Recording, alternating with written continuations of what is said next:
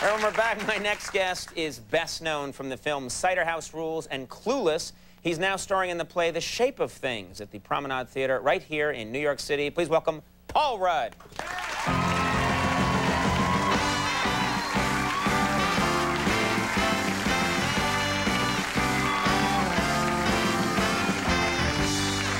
I'll sit over here. That music ran out really quickly. Usually the music carries the guest over to the chair. What are you guys, on strike or something? No, unless they're bringing gifts. I'm supposed to put another quarter in there. How are you? Pretty good. I brought you some pie. Ah, that's great. Terrific. Some dingleberry yeah, pie. There you go. We're building on a theme. It's going to be a lot Let's of hope Ben dingleberry Folds pie has some. Yeah, that would be great. Well, happy Thanksgiving. And you. Can I ask you, if you put something in your hair or have you been electrocuted? What's happening? I mean, I like it. I'm a big fan of product in hair, but that's... Well, there's a lot of product in there. Yeah. It's called fudge. Is that what it's really... Do whatever you want. Oh, wow. Oh, man, look. It's like Teflon. Yeah. It's weird. Yeah, I do. Well, in this play, It's not actual fudge. The product is called fudge? It's called fudge. Because it looks like your interview is being shot upside down right now. Yeah, it's this stuff that I have to wear in the play because I have to mold my hair in a few different shapes. Right. And I've kind of gotten addicted to it. And so do you leave it in for long periods of time, or do you wash it out every night? I wash it out, and then I put it back in. I went away, actually. I was in Mystic, Connecticut this weekend. And I was late for the show, so my girlfriend had to pack my luggage. And when we got there, she had forgotten. And I just remember, I was from the other room calling, honey, did you pack my fudge? And I totally didn't realize where I was going with that. That's my favorite. That's my favorite episode of Three's Company. Yeah. And Don Knotts is listening.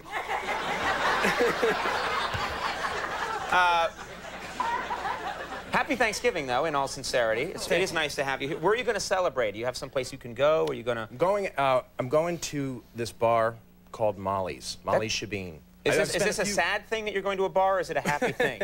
It sounds kind of sad now that I think about it. But yeah. I've gone there a couple times for Thanksgiving. It's this great bar, and they do a really nice Thanksgiving spread. And it's here in the city? Yeah, it's on 22nd Street and 3rd Avenue. Okay. And the last Thanksgiving I spent there was a few years ago with some friends. We all came into the city, met at Molly's, and some friend was actually they had flown in from California, and he'd met this couple on the plane, this Australian couple, and so he was joining us they were joining us for our Thanksgiving dinner, and he was a really charismatic, interesting guy that was here kind of with business opportunities, and he was he's like an entrepreneur. He's like a kind of but all environmentally sound business opportunities. Like what's an example of the things he was pitching you Well, guys? one of the things he pitched us was an engine that runs on air. He was telling us that there was this engine, this like new engine that ran on air. And then there was another one that was a tree that grew an inch a day. An engine that runs on air is a balloon deflating. But well, just go back to basics. The answers are right there. And what was the second one? A tree that grew an inch a day. He suckered us in. He was a con man. Right. And we all had our checkbooks out. We were really ready to kind of invest your fortune, in some of these ideas. And then he finally said, you know, it's the greatest speech an actor's ever given on the environment. The greatest actor ever to give a speech on the environment. It's the worst Australian accent I've ever heard. And we said, what? And he said, Steven Seagal on Deadly Ground. And then we put our checkbooks away. He lost us on that. That's where he always loses people. Yeah, he went one step too far. You know, whenever I try an Australian accent, I just stick to g'day and shrimp on the barbie. It's probably the best thing to do. And if I ever was an actor and I had to play an Australian guy, I would have the speech rewritten so it was just alternating those words. Now, here comes Mr. Phelps. G'day, shrimp on barbie. Barbie shrimp, g'day. G'day, barbie shrimp.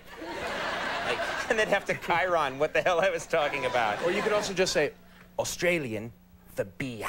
That's the other one. That would get you. Beer. That's not a knife. This is a knife. Just memorize Crocodile Dundee movies. How's the play going? It's going really well. Yeah? Yeah. You like doing live theater? Is it?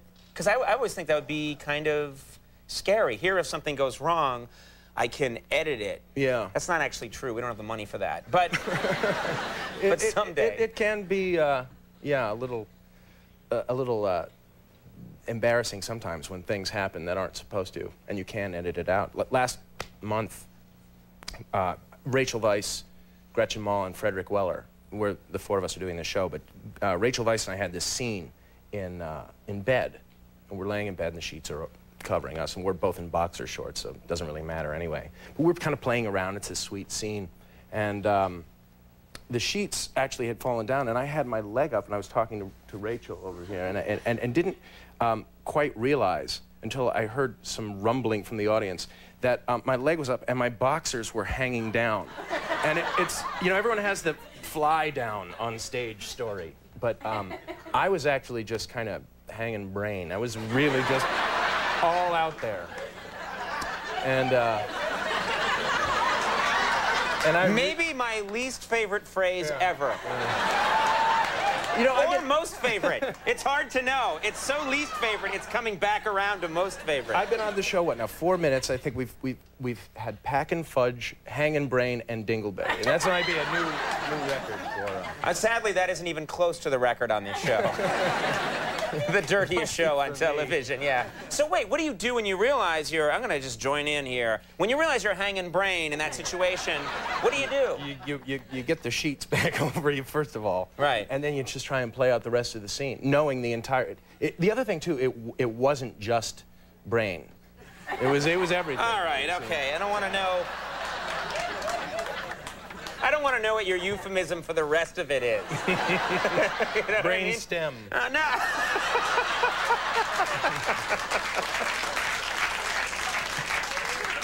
I just love the people watching who don't know what you're talking about. There are only 2 of them. The Shape of Things, which, hey, a lot of us are going to go see this now. I think the police are raiding it tomorrow. All right, you into the paddy wagon.